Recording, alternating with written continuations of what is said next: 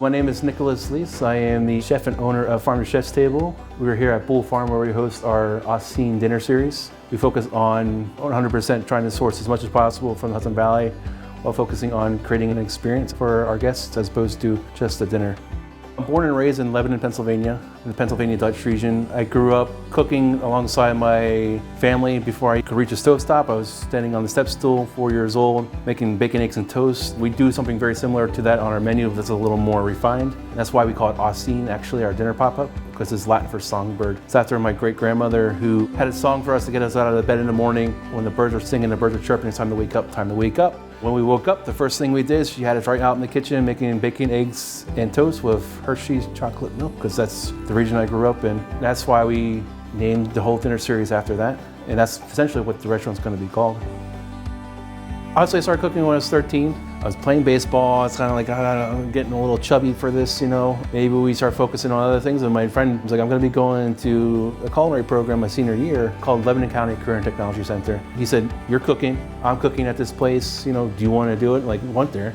The guys that were there, Chef Coral and Chef Peffley, I make this analogy. I had like a pilot light. They turned the flame on. That's where I really learned I am meant to be a chef. You know, like I was reading books, working hard. Then I went to the Culinary Institute of America. They were using the curriculum at the Culinary Institute of America to teach you. So when I went to the CIA, it was just kind of like, this is cakewalk almost. I contributed to them a lot to starting the professional side of the career, you know, with my mother, and then kind of, they're like, listen, take this serious, you know, go to CIA and start working. And they kind of like develop, like, if you want to be the best, you got to kind of like work for the best.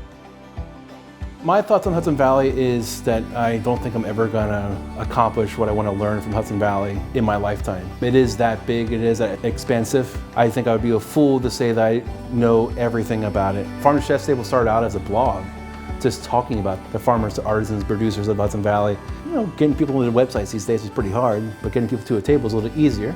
So I'm like, let's start talking about these farmers, artisans, producers, but at the table. And that's where I'm like, I'm a chef, let's start cooking for people. But really, the Hudson Valley has micro terroirs and climates if you really study it. It's actually completely different throughout the whole Hudson Valley. And it's really amazing. If you're going to classify yourself as a Hudson Valley chef, you have to understand, like, you may not actually touch every basis. If you're being true to the region and the terroir, there's so much depth of regionality that you're not going to even touch.